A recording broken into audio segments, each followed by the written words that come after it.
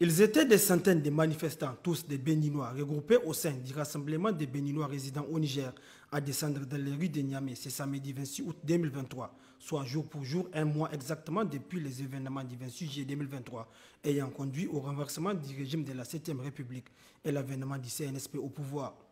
Objectif de cette sortie de la communauté béninoise vivant au Niger, apporter son soutien et sa solidarité au peuple frère du Niger, déjà durement impacté par les sanctions à elle imposées par la CEDEAO. Nous désapprouvons avec la dernière rigueur les sanctions illégales et illégitimes prises par la CEDEAO et l'UMOA à l'encontre de notre pays d'accueil, le Niger. Les dites sanctions ne feront qu'aggraver la situation sécuritaire, alimentaire, sociale et économique déjà préoccupante que le Niger et ses partenaires ont consenti de nombreux efforts pour essayer d'éradiquer.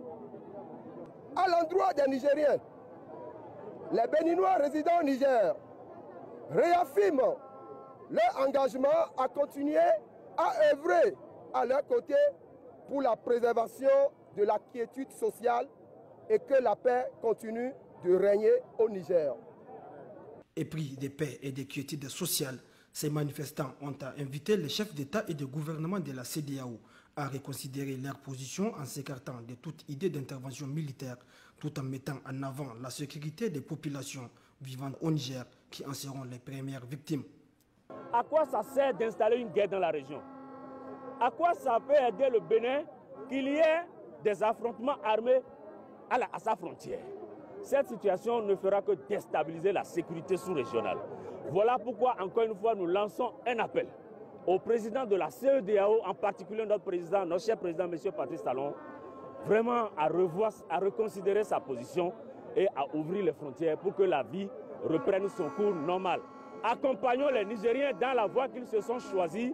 Ils ont enfin exhorté tous les Nigériens ainsi que les ressortissants des autres pays résidant au Niger à rester unis et solidaires, mais surtout de multiplier les prières et les invocations pour que Dieu couvre de sa grâce et sauve le Niger et la sous-région de toute situation grave et désagréable.